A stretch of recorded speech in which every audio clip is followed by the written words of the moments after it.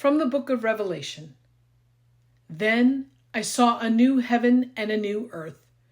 For the first heaven and the first earth had passed away, and the sea was no more. And I saw the holy city, the new Jerusalem, coming down out of heaven from God, prepared as a bride adorned for her husband.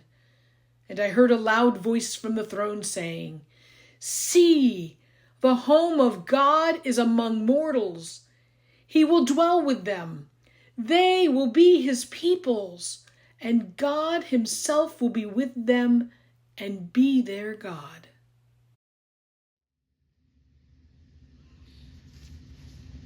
Today we hear the promise of God from the book of Revelation. See, the home of God is among mortals.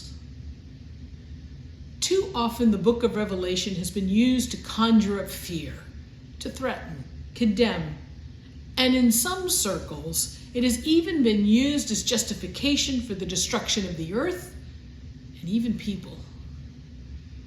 If Revelation is read in its entirety as apocalyptic literature, which is always symbolic literature meant to bring hope into the most hopeless situations, we find a promise of God's nearness and a promise that God is always making something new out of the chaos of our life.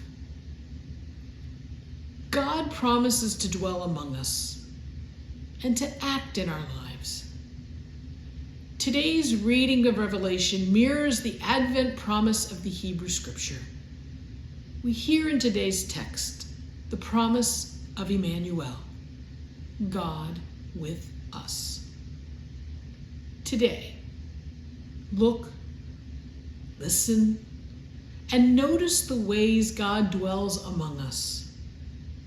Notice God's presence in your life. Notice the ways God is inviting new life into the broken chapters of your story. Notice. Then, invite God to dwell within you today and always.